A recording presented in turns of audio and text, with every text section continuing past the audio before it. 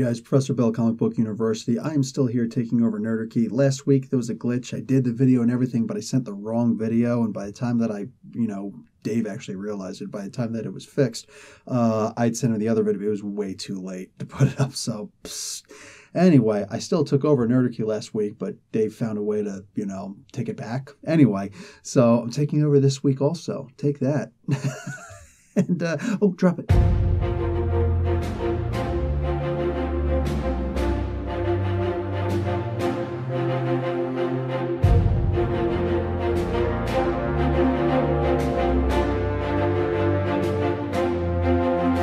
All right, so the current comic books that I'm reading this week and reviewing, Batman issue number 40. Guys, if you, by chance, got the opportunity to go and check out Batman number 39, you saw that there was a potential for Batman to cheat on Catwoman with Wonder Woman.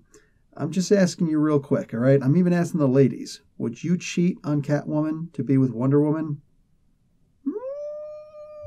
So, does it actually happen? And when it doesn't, you knew it wasn't going to happen.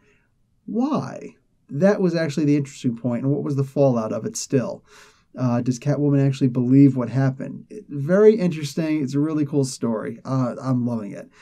Further on with DC, let's talk about Swamp Thing Winter Special. All right, this is a one-shot, and we've got a very interesting story with Tom King, who is also writing the Batman comic. But Tom King and Jason Fabok is drawing. Fantastic new-ish artist. He's amazing. Anyway, this is a really good Swamp Thing story where there is necessarily no enemy. It's the environment itself. Swamp Thing is a very cerebral kind of character.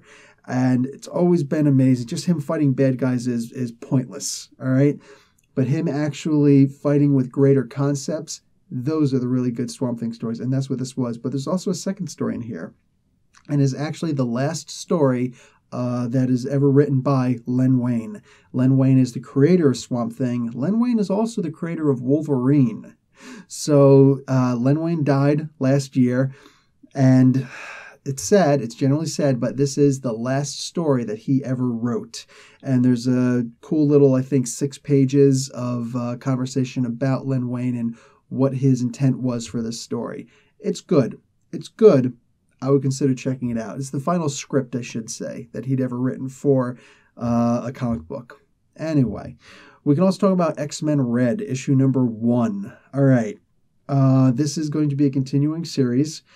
And if you've wanted to jump on an X-Men title, but you just didn't for whatever reason, don't worry about it. Here is a brand new one. You don't have to start with issue number 20 or something like that, something crazy like that. You can jump on X-Men Red. Issue number 1 just came out. It's pretty easy to follow along with. If for some reason you can't, go and check out my review. And don't just listen to me and watch what I'm doing in the review. Look down in the description boxes. Guys, for all of my comic book reviews, I will, in the description box, put down what is the previous comic book that came out with a link to it. To my review.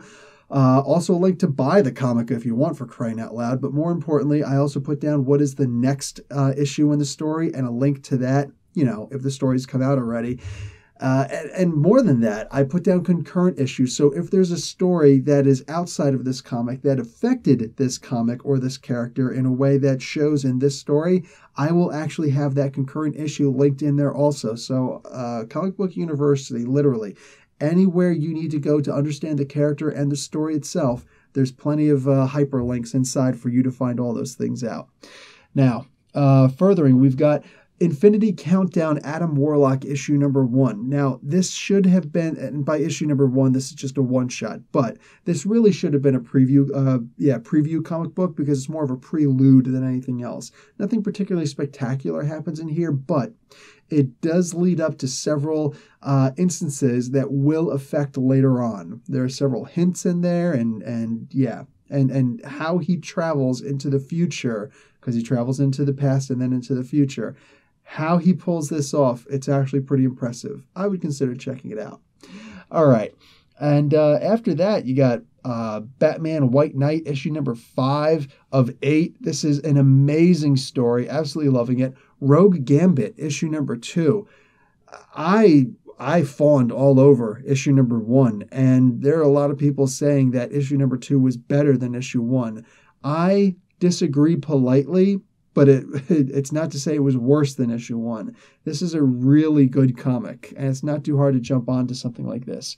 Venom issue 161 is the last one I'm going to talk about, and this is basically a one-shot in of itself. It just came off of a much larger storyline crossing over with other comics and actually creating its own comics. But this issue number 161, is actually a one-shot. So what that means is that it's just one particular story arc, I should say, so that the arc is a one-shot. There is no come back for issue 2 to find out what happens. No, that doesn't happen here.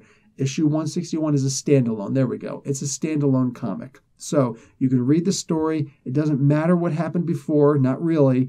And whatever's going to happen next, this doesn't really have much of a bearing on it. You can read this story by itself and see one of the most beloved, favorite cult following characters that there is out there. It's hardly even cult at this point. So many people love the Venom character. Plus, the movie's getting ready to come out. You may have seen the trailer, the teaser trailer. I did 2 reactions to the teaser trailer. They're actually more like a commentary afterwards, but they do exist. I also may have been talking about a Marvel Superheroes FASERIP role-playing game.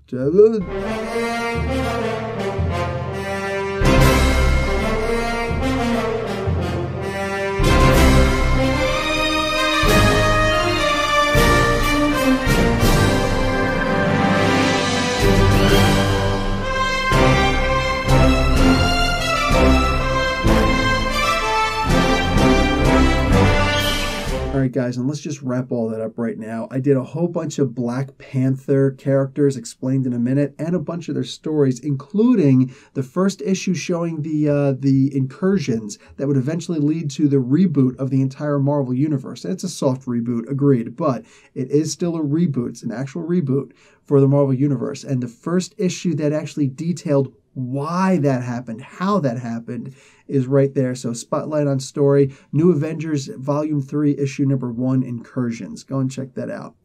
Anyway, guys, I'm going to call that a wrap for me, and I will see you next time. I will hopefully see you over at Comic Book University. Anyway, guys, yeah, class dismissed.